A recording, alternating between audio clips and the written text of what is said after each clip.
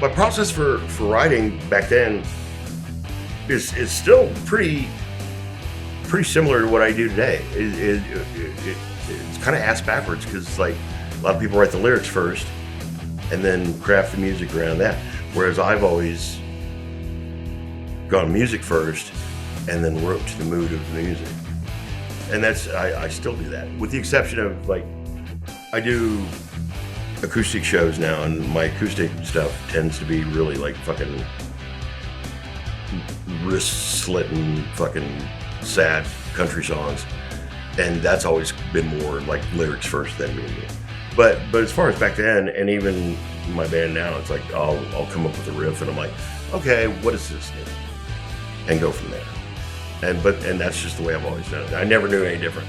The process of creation, I actually learned from Brian Sullivan, who was basically the main writer of In Mooncalf, right? So usually before that, like you'd have a riff, everybody kind of throw their 2 cents in on you, kind of do the thing, right? You know, but Brian really honed in on, you know, writing music is all about tension and release, right? And so building tension and then like giving that release in it, you know, and so I guess whenever I've like sat down and I've ever tried to come up with an idea, it's always like, you know, am I in the release state here or am I in a tension? Well, if I'm in a tension, I've got to find the release, or if I'm in the release, I've got to find something that's going to build tension of this to kind of give that, you know, that impact, right? And so, and I probably started doing that more when I was in, I got to practice that a lot in Uncertain Future, but I probably really probably have more of an influence on like in the writing when I was in Pamper the Madman. Of all the bands, right? You know, I mean, I'm playing bass too, you know, so it's like I've got the, you know, the same back, yeah, I'm just keeping it down. But typically when we'd write a song, somebody would have an idea, and you know, but it seems like we would kind of just, you know, kind of feed off of that, and especially in Pamper, like there was a point like where I thought we were really writing some pretty cool stuff. You know, it was you know, high energy. You know, it's like, you know, Chris and I were from like thrash metal, heavy metal backgrounds. Robbie was like, you know, was just straight rock and roll blues, but just kind of punk rock. And then we had Teresa, who, you know, just kind of just came in and really just took to it. Her and Robbie had an acoustic band called Beatific Smile, and really great stuff. And they would play at the Point and some other places. Fantastic, you know, real talented singer, performer. I think she had done some performance art training and tap dancing, played piano. Fantastic musicians, and I was just grateful to be a part of it. You know, it's like, and I think sometimes just in the personalities, you know, it's like sometimes you just find those personalities that fit, and the music just flows. You know, and so, but yeah, typically I think if I'm ever like really trying to sit down and pinpoint something, it's all about tension and release. You know? And that's the stuff I love listening to even today. For Outhouse, creating songs, it just kind of.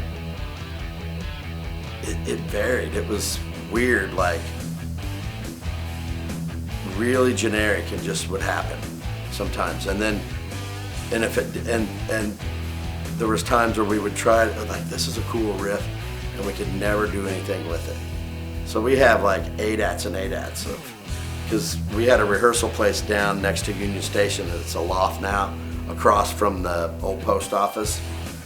And we had a studio built in there with our rehearsal, and we could record, and we would just roll tape and jam all the time and do stuff. And go back and listen. Oh, that's cool. Or Bill would come in with like, you know, a cool chorus, or the first demos I had a chorus idea, and or, you know, like just I could like hum a riff to Bill and he would be able to pick it up, you know, pick something out, or Brad would come in with a bass thing, and it was just like, weirdly, once we got a song, like most of our songs would come pretty quick. I think if it was meant to, it would happen. And then there was the songs that we would like just mess with and struggle with, and finally just kind of just give up and not, you know, and that's like right now I'm trying to find the boxes of ADATs in my basement, because it's just full of stuff, and I've been digging through and trying to find, you know, I found a box of the Kiss dolls I got when we were on tour with them, and a bunch of stuff, and now I'm as soon as I find those, we're gonna put them onto Pro Tools or something so we can listen to them all and see what some of that stuff we never did anything with. As I said, for me, playing has always been really about creativity. You know, I have always wanted to write songs. That's been my driving force of playing music. Even in a cover band, I didn't like to play the solos like somebody else did. I wanted to create my own. That didn't always go over well with the other guys in the cover band.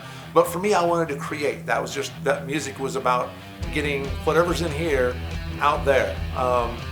So when I write songs, it really depends upon what kind of song I'm writing. So the very last record I did was an instrumental record with my friend in Europe, Rodney Matthews, but the previous Jeff Sheets band records were vocal stuff, right? So things along the lines of, yeah, you know, I don't know, Allman Brothers, Hendrixy, bluesy rock stuff, right? So when I'm writing a song like that, I will often approach it a little differently than if I'm writing an instrumental, right? So a song like that, I'm looking for a vocal hook, you know, I'm looking for a line, a clever line, you know, or a vocal hook. So I listen to bands, I love bands with great lyrics, bands like Blackberry Smoke, you know, that's like one of my favorite bands these days. Clever lyric, clever turn of a lyric, cool guitar hook. So I'm trying to start with that. When I write instrumental stuff, then I'm writing, you know, from more of an image perspective. So I've always thought about an image and then think, what music goes with this? What would I hear as the soundtrack for this? And that's where I've come up with my coolest instrumental stuff, I think. And ironically, we can jump to this or talking about the Rodney Matthews thing, but so Rodney Matthews in Europe he's like one of the probably most famous fantasy artists in the world, right? So he's done album covers for Nazareth and Thin Lizzy and Asia. He's that guy that does all those. The Mean Street album with Nazareth with the dude standing on the cover, that's his art, you know. So he's an amazing fantasy artist, world famous for that. But he's also a drummer. So he and I became friends when I was playing over in the UK many years ago. We just hit it off. And we'd always talked about, let's do an album based on his art. So let's take a bunch of his pictures and put music to it. Well, eventually we did. So 3 years ago, the album came out called Trinity, based on basically 10 different images that he had done, and then we wrote the music to go with it. So it's very like 70s prog rock feeling, because that's what his art is like, right? His art looks like it's, and many of these images are right out of the 70s. So that's the vibe there. But great stuff, and we had, you know, various guest guys. John Payne from Asia played on it. Rick Wakeman played keyboards on it from Yes. It's kind of like got some Yes feeling to it, which is, I'm a big fan. Rick's son Oliver, who's playing with Yes now, he played and he wrote a couple of the songs with me on the record. So I love doing that stuff, and that's right up my alley because it's based on an image. Usually I have to think of an image and then think what music goes there. Here it's like, here's this image, what do you hear? The cool thing about that is it can be different for everybody, right? I could show you an image and you might say, well, I've got this groove going, but to me it's a different feel. So that's where an image kind of triggers that, I think. So that's a cool way to write for me, especially doing instrumental stuff. You know, when I sit down in my studio, I just start playing guitar, and a lot of times I will come up with a cool riff, and so I have you know, like most guys writing, I have ridiculous amounts of riffs laying around and thousands of files now. It used to be tapes that I have bits and pieces. And so if I have to do a project or somebody asks me to write something for something, or I'm doing an album, I'll go back and go through a lot of that stuff and see if anything triggers. Most of it I go, why would I record this? This is a stupid idea, you know? But at the time I thought it was cool. But every once in a while you'll catch something, you know, you'll go, oh wow, that's a cool riff. I don't even remember playing that riff, but it's really cool. And then you sort of work it up and bring it back to the now. So that's you know, kind of depends upon what I'm writing for, but I love to write. I like writing with other people. You know, I like writing with the vocalist, and I'll come up with a riff and they come up with a melody, and then, you know, I love writing lyrics. So it happens all different ways. You know, and when I had one of the last, you know, incarnation of the Jeff Sheets band, where we had vocals and we were a regular band, if you will, not just all noodling instrumental stuff. Yes, we practiced a lot, and so we had a lot of those moments of practice where I'd had a riff and it's like, hey, let's jam over this, and then, you know, I had a B3 player and he'd start doing something and be like, oh wow, that's awesome, you know. I love that. I just don't always have that at my disposal, you know what I mean? So some of the best stuff is done that way, right? And I mean, it's like, you know, I mean, the Nashville way of it's craft, and here's what we do, we need a verse, and it needs to go like this. You know, I write with a lot of guys that do that, and, you know, doesn't fulfill me. You know, that doesn't really hit me here like when you just come up with something like, whoa, what was this? Let's do it. Hey, what was this? You know? And so when I played with Kent, one of the things I loved about playing with Kent was he's a real creative cat, right? I've played with some really good drummers, right? So I played with Rod Lincoln for quite a while, played with Jim Riley for a long time, who of course moved to Nashville and played with Rascal Flatts, played with Kent. So been real fortunate to play with really good, you know, world-class drummers. And Kent's just got a feel, man. He's got a thing where he and I would just connect on stuff. I'd start doing something and he'd just riff on it, you know. He was great at improvisational stuff, you know, and we come up with some really cool stuff that way. So, yeah, I miss that with him. I haven't played with him for a while, so I miss that. He's such a great guy. Yeah, he's great, dude.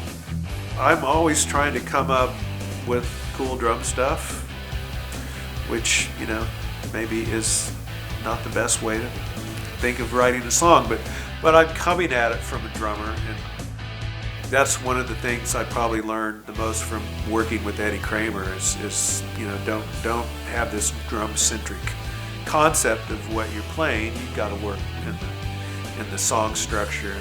Everything that you do as a drummer, or everything you play, is supposed to support the song. So I definitely took all those words and lessons to heart that I learned when I worked with Eddie Kramer. But yet, at the end of the day, I've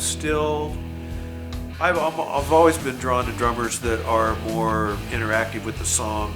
You know, they don't just play a simple drum beat and just let that go on forever and ever and ever. Yeah. You know, they really do a lot of drum fills. And the drum beat changes and shifts, all those things. So when we wrote in Banshee, it was usually the guitar riff that started the whole thing. And then, you know, we'd all kind of come up with our parts, and we'd hash it out and work it out.